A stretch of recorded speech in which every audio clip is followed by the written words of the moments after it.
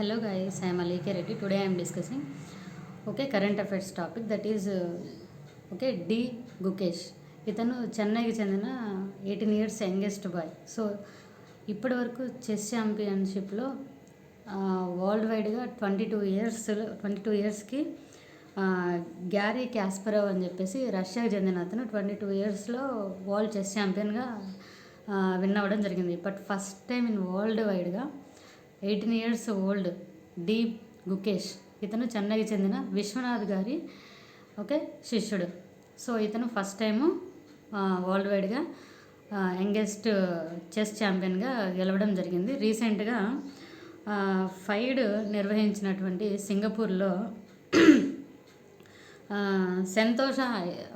సంతోష ఐలాండ్స్లో ఈ chess champion అనేది నిర్వహించడం జరిగింది. సో వీళ్ళు ఇద్దరికి పోటీ వచ్చరికి జీ జుకేష్ వెస్ డింగ్ లిడెన్ కూడా చాలా ఫేమస్ పర్సను. ఈయన ఏషియాలోనే ఫస్ట్ విశ్వనాథ్ గారు వచ్చేసరికి మనకు విశ్వనాథ్ ఆనంద్ గారు వచ్చేసరికి ఫస్ట్ టైము ఏషియా నుంచి వరల్డ్ చెస్ ఛాంపియన్లో విన్ అవ్వడం జరిగింది.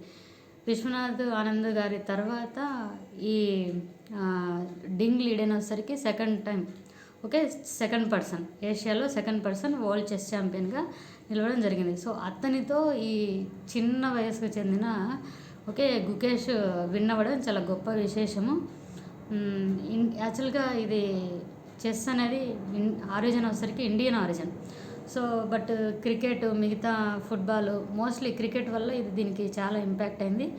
సో ఇంపాక్ట్ అవ్వడం వల్ల చెస్కి కొంత క్రేజ్ అనేది తగ్గిపోతున్నప్పటికీ బట్ ఈ గుకేష్ లాంటి వాళ్ళు వరల్డ్ చెస్ ఛాంపియన్గా నిలవడం వల్ల మిగతా యూత్కి, పిల్లలకి, చాలామందికి స్ఫూర్తి. అండ్ ఆల్సో ఎక్కువ ఇప్పుడు మనం ఎక్కడి నుంచైనా మనం ఏ పర్సన్ నుంచైనా చెస్ నేర్చుకునే ఫెసిలిటీ మనకు ఉంది.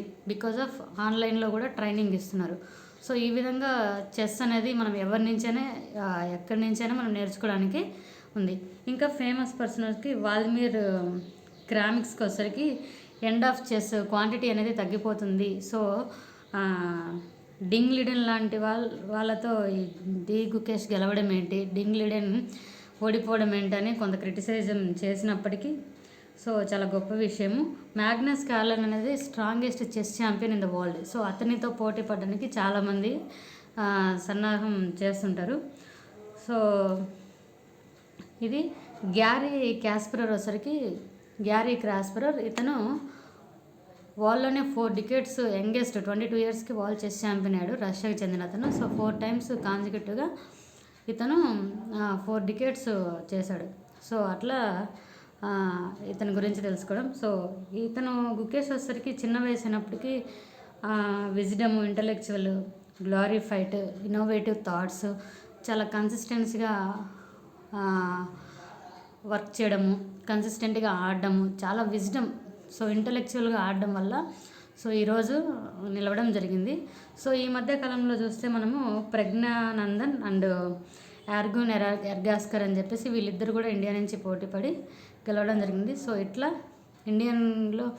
ఇండియాలో మనం పురాతన కాలం నుంచి కూడా చూస్తే మనకి చెస్ అనేది రాజులు చాలా పెట్టి యుద్ధాలలో ఆడడము. సో దీనివల్ల చాలా very efficient game, mind game, intellectual game అని కూడా అనొచ్చు. So thank you so much. Please share and subscribe my